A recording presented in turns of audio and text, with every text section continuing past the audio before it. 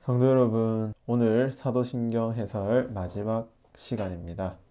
오늘은 몸의 부활과 영생을 믿는다, 이 고백을 살펴보겠습니다.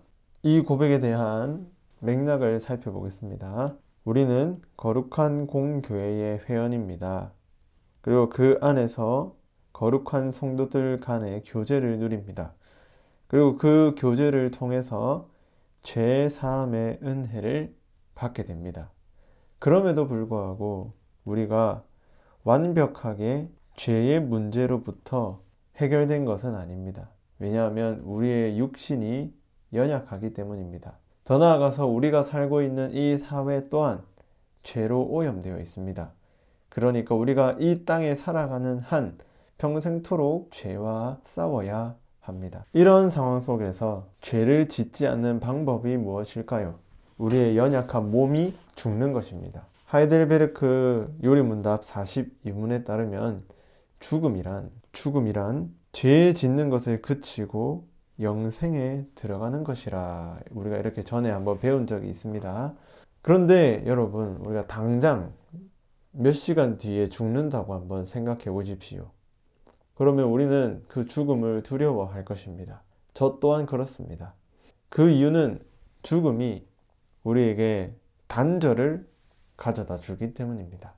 당장 죽으면 사랑하는 사람들과 이별하게 될 텐데 그 사람들과 이별하는 것이 너무나도 두렵기 때문입니다. 그런데 이런 단절 속에서 우리가 죽을 때 가장 큰 위로가 무엇일까요? 바로 사도신경에 따르면 우리의 몸이 부활하는 것과 영생에 있다고 가르치고 있습니다. 그래서 이 마지막 강의를 통해서 부활과 영생을 통해 참된 위로를 누리시는 시간 되길 축복합니다. 몸의 부활입니다. 사도신경은 단순한 부활이 아니라 우리 몸의 부활을 고백하고 있습니다. 우리가 죽으면 영혼이 부활하는 것은 알겠는데 몸이 부활한다는 것은 좀 이해하기 어렵습니다. 왜냐하면 우리의 몸은 흙으로 돌아가 썩기 때문이죠. 하지만 사도신경은 분명하게 몸의 부활을 고백하고 있습니다. 이것에 대해서 소율문답 37문이 분명하게 가르쳐주고 있습니다. 신자가 죽을 때 그의 영혼은 완전히 거룩하게 되어 즉시 영광으로 들어가고 그의 몸은 여전히 그리스도께 연합되어 부활 때까지 무덤에서 쉰다고 합니다. 그러니까 영혼은 영광에 들어가고 우리의 몸은 무덤에서 쉰다고 하지요. 소율문답의 구조를 보면 이렇습니다. 신자가 그리스도로부터 죽을 때 받는 유익이 무엇인가? 그리고 답이 이렇습니다. 영혼은 거룩함이 완성되어서 즉시 영광 중에 들어갑니다.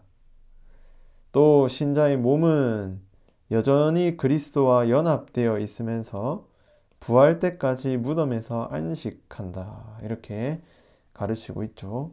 여기서 제일 중요한 게 연합되어 있다는 것입니다. 우리의 몸이 비록 썩어져 흙으로 돌아가지만 그 몸은 예수님과 연합되어 있기 때문에 결코 분리되지 않는다 하는 것입니다.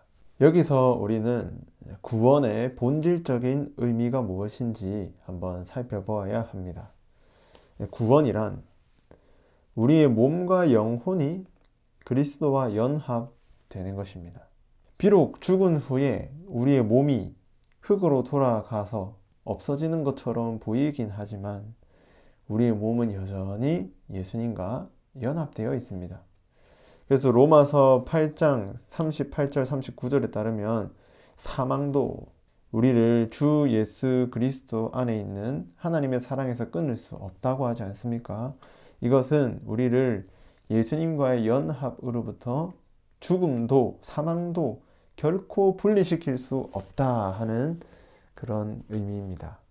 소율문답보다 대요리문답 86문이 더 구체적으로 설명하고 있는데, 신자의 영혼은 빛과 영광으로 하나님의 얼굴을 본다고 말합니다.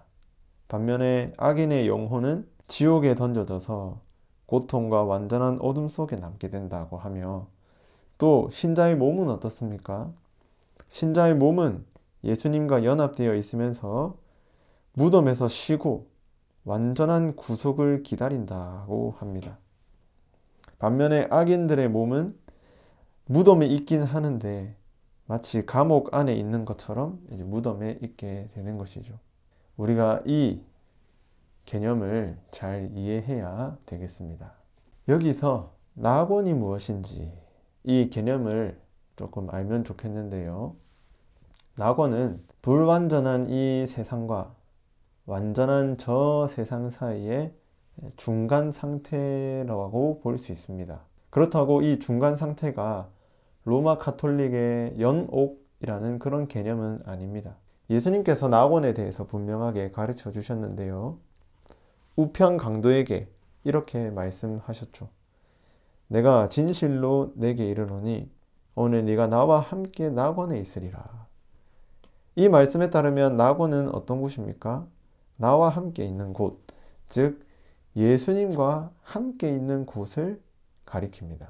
그러니까 정리를 하면 심판날에 무덤에서 안식하는 우리의 몸과 낙원에 있는 우리의 영혼이 심판날에 결합되어서 그리스도의 영광스러운 몸과 같이 변화될 것이다 하는 것입니다. 우리는 이 변화된 몸으로 심판대 앞에 서고 그 심판대 앞에서 하나님의 의를 입어서 천국에 들어가게 되는 것입니다. 그러니까 완전한 천국과 불완전한 이 세상 사이의 어떤 중간 상태가 낙원이라고 보면 되겠습니다. 그런데 그 낙원은 우리의 육신이, 몸이 들어가는 게 아니라 우리의 영혼이 거기에 들어가고 육신은 무덤에서 쉬게 되는 것이죠. 이제 영생, 영원한 생명에 대해서 살펴보겠습니다. 과 영생은 밀접하게 연관되어 있습니다. 엘리야가 사르밧 과부의 아들을 살렸지만 부활한 그 아들은 다시 죽었습니다. 이 부활은 영생과 관련이 없는 부활이죠. 그런데 우리가 믿는 부활은 영생으로 인도하는 부활입니다. 이런 점에서 사르밧 과부의 아들의 부활은 소생이라고 표현하면 좋겠고, 우리가 믿는 영생으로 인도하는 부활을 이제 부활로 표현하면 좋겠습니다. 그러면 영생이 무엇일까요? 몇 가지 오해가 있습니다. 어떤 사람은 영생을 불로장생으로 이해합니다. 죽지 않고 오래 사는 것이죠. 그리고 어떤 사람은 영생이란 죽은 다음의 문제다 이렇게 생각하는 사람도 있습니다. 그런데 이런 것들의 문제는 영생을 미래적 차원에서만 이해한다는 것이죠. 하지만 영생은 우리의 현재의 삶과 긴밀하게 연결되어 있습니다. 영생에 대해서 예수님께서 아주 분명하게 가르쳐 주셨습니다. 영생은 곧 예수 그리스도를 아는 것이다 이렇게 말씀하고 있죠. 영생이란 예수님을 아는 것, 더 나아가서 삼위 하나님을 아는 것이라 말할 수 있습니다. 그래서 대여리문답 90문에 보면 영생에 대해서 이렇게 표현하고 있습니다. 성부 하나님과 성자와 성령을 영원토록 직접 보고 즐기는 것, 이게 이제 완전하고 충만한 교제다 이렇게 표현하고 있죠. 즉 영생이란 삼위 하나님을 영원토록 직접 보고 즐기는 것, 그 삼위 하나님과 완전하고 충만하게 교제하는 것이라 말할 수 있습니다. 그런데 이 교제는 우리가 현재 삶에서도 누릴 수 있는 것이죠. 우리가 성경을 읽거나 묵상할 때, 그리고 설교를 들을 때 삼위 하나님을 알게 되면 얼마나 기쁘고 즐겁습니까? 이것이 바로 영생의 현재적인 의미입니다. 천국에서 누릴 그 영생을 우리가 이 땅에서 부분적으로 맛보는 것이죠. 특히 영생은 성령님의 사역입니다. 로마서 8장 11절에 따르면 예수 그리스도를 살리신 성령께서 우리의 죽을 몸도 살리신다 이렇게 말씀하고 있지요.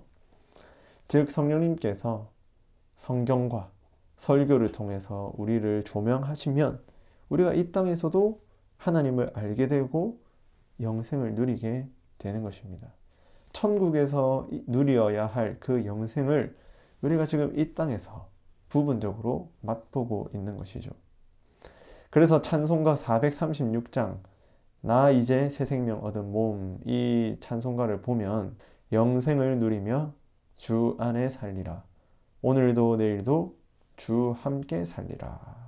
성도 여러분, 삼위 하나님을 알아서 이 땅에서도 영생을 부분적으로 맛보게 되시길 간절히 축복합니다. 성도 여러분, 이제 사도신경 해설을 다 마쳤습니다. 마지막으로 한 말씀 드리겠습니다. 사도신경이 성경은 아니지만 그 내용은 분명히 성경에 근거합니다. 여기서 로마 카톨릭과의 큰 차이가 있습니다. 우리 개신교는 오직 성경이 우리 신앙의 원천이다 하는 믿음이 있지만 로마 카톨릭 같은 경우는 성경에 전통을 더하고 있습니다. 그러니까 성경과 동등한 위치에 전통을 놓은 것이죠. 여기서 전통이란 교회의 결정을 의미합니다. 예를 들어서 1869년에서 1870년에 교황 비오 9세에 의해서 제1차 바티칸 공의회가 열렸습니다. 거기서 교회가 무엇을 결정했는가? 교황 무오설을 결정했습니다. 교황 무오설이란 교황이 모든 부분에서 오류가 없다는 말은 아닙니다. 적어도 신앙과 도덕과 관련해서 심사숙고해서 뭔가를 결정하면 그것이 오류가 없다는 말이죠. 그러면 이제 교황의 결정 또한 성경과 동등한 위치에 놓이게 되는 것입니다. 그런데 개신교는 이것을 결코 받아들이지 못하죠. 왜냐하면 오직 성경이라는 진리를 받아들이기 때문입니다. 하지만 교회의 결정이 성경과 동등한 것은 아님에도 불구하고 오늘날 개신교 안에서도 전통이 성경보다 높은 위치에 있는 경우가 많이 있습니다. 예를 들면 이런 거죠. 예전에는 이랬는데 예전에도 이랬으니까 지금도 이래야 된다 하는 그런 것들이 있죠. 본질적인 것들을 제외하고 비본질적인 것들에 대해서는 시대가 변하고 상황이 변하면 새로운 것들을 받아들일 그런 넓은 마음도 필요한데 개신교 안에서는 성경보다 전통, 예전부터 해오던 그런 전통만을 강조하면서 예전에도 이랬으니까 지금도 이래야 된다 하는 그런 게 많이 있습니다. 참 안타까운 일이죠. 그런데 참된 믿음은 이런 전통에서 찾아오는 것이 아닙니다. 참된 믿음은 분명한 지식과 굳은 신뢰에 달려 있습니다. 분명한 지식이란 성경이고 굳은 신뢰란 그 성경 말씀을 믿는 것이죠. 그래서 하이델베르크 요리문답 21문에 보면 참된 믿음을 이렇게 정의했습니다. 참된 믿음이란 하나님께서 그의 말씀에서 우리에게 계시하신 모든 것이 진리라고 여기는 확실한 지식이며 동시에 성령께서 복음으로 내 마음속에 일으키신 굳은 신뢰입니다. 더 나아가서 믿음에 대해서 칼빈이라는 신학자는 이렇게 설명했습니다. 믿음이란 우리를 향한 하나님의 자비하심에 대한 분명하고도 확실한 지식이다. 그러니까 믿음은 지식이다 이렇게 표현했습니다. 다른 말로 하면 아는 것이다 이렇게 표현할 수도 있겠죠. 그런데 이 지식은 그리스도 안에서 값없이 주어진 약속의 진리에 근거하며 성령으로 말미암아 우리 지성에 계시되고 우리 마음에 인쳐진 것이다 이렇게 했습니다. 믿음은 지식인데 이 지식이 어디에 근거합니까? 약속의 진리, 다른 말로 하면 복음에 근거한다 하는 것입니다. 그리고 그 복음이 성령을 통해서 우리 마음에 그리고 우리의 지성에 딱 계시되고 나면 그게 믿음이다 이렇게 말하는 것이죠. 그래서 성도 여러분, 우리가 참된 믿음으로 예수 그리스도와 연합되려면 반드시 성경의 복음에 근거해야 되고 그 복음의 가르침이 요약되어 있는 사도신경만 적어도 잘 알게 되면 우리의 믿음이 더욱 성숙해지게 되는 것입니다.